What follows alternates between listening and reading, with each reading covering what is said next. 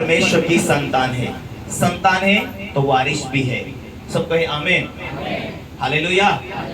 यूहन्ना 1:12 में क्या लिखा है? परमेश्वर ने जितने लोग उस पर विश्वास करते वो पुत्र और पुत्रियां है। तुम विश्वास करते तुम पुत्र और पुत्रियां, तुम विश्वास करते तुम बेटा और बेटी हो।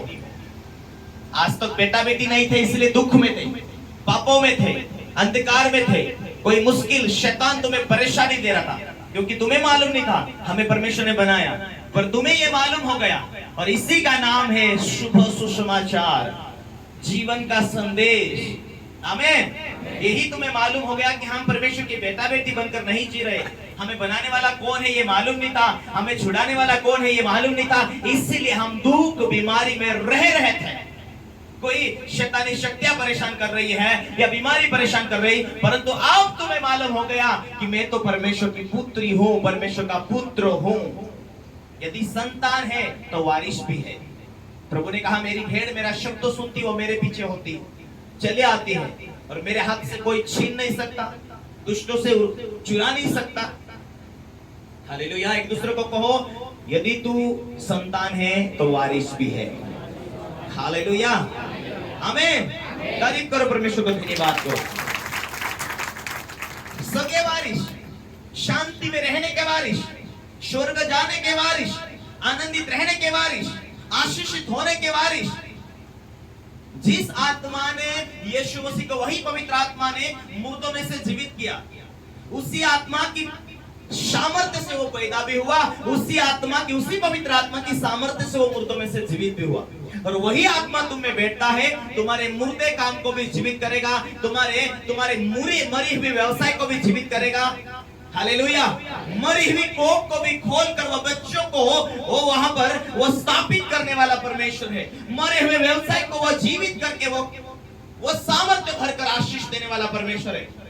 इसीलिए पुत्र बनकर जियो तो गिफ्ट में अपनी आत्मा देने वाला है। आमीन। पुत्र बनकर जिएंगे, परमेश्वर की वो आशीष का वारिस तुम होगे। जहां चंगाई है तब वो परमेश्वर का आत्मा तुम में वास करेगा। जहां आत्मा है वहां आजादी है। परमेश्वर का आत्मा तुम्हारे अंदर इसीलिए आया है कि तुम्हारे कार्यों में वो तुम्हारी मदद करे। बालकों के ऊपर वो प्रकट करता, हम बालक बनकर जीना ही नहीं चाहते, इसीलिए खरी शांति नहीं परमेश्वर की आ रही।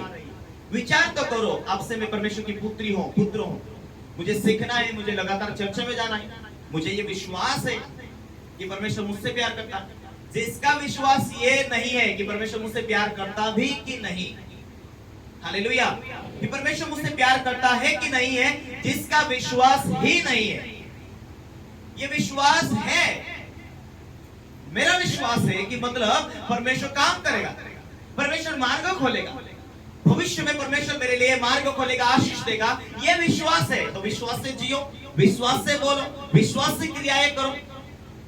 बोलते रहो उसके कोड़े खाने के द्वारा मैं चंगी हुई, उसके कोड़े खाने के द्वारा चंगा हुआ। हालेलुया। मुंह से बोलो, जो तुम बोलते वो क्रियाएं करता, वो जीवित के रूप में क्रियाएं करता। क्यों? क्योंकि तुम वारिस हो, तुम उसकी संतान हो, तो वारिस हो स्वर्ग जाने के लिए, चंगाई लेने के लिए। चंगाई किसमें बैठी? परमेश्वर की आत्मा तुम में बैठी, चंगाई लेकर बैठी। आप तुम दूसरों के लिए दुआ करेंगे, वो लोग चंगे हो जाएंगे। दूसरों के लिए किसी का सांप काट दिया, तुम प्रार्थना करेंगे, वो चंगे हो जाएंगे। क्यों? प्रभु ने ये तुम्हारे लिए, ये मेरे लिए दिया। मार्कुस 16:17 में कहता, विश्वास यदि तुमने किया है तो तुम्हारे अंदर ये चिन्ह मौजूद है। एक दूसरे को कहो ये चिन्ह तेरे अंदर जीवित है। इसे क्यों नहीं देखते तुम? तेरे अंदर ये चिन्ह परमेश्वर ने रखा हुआ है।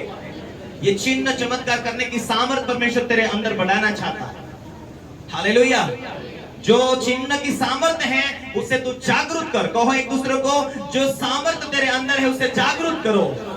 वो जीवन को बनाने वाला है, वो कार्य करने वाला आत्मा है, वो सामर्थ देने वाला आत्मा है, वो चिन्ह चमत्कार करने वाला आत्मा है। यदि आत्मा नहीं पाया तो आत्मा पाले, बपतिस्मा नहीं पाया तो बपतिस्मा पाले, उद्धार नहीं मिला तो उद्धार पाले। परमेश्वर आज भी तेरे लिए कार्य करने के लिए तैयार है। Hallelujah, hallelujah. प्रभु ने ऑलरेडी कहा कि विश्वास करने वालों में यह चिन्ह होगा, मेरे नाम से दुष्ट आत्मा को निकालेंगे, मेरे नाम से बीमार के पर हाथ रखेंगे वे चंगे हो जाएंगे, और मेरे नाम से तुम नई नई अन्य भाषा को तुम बोलोगे।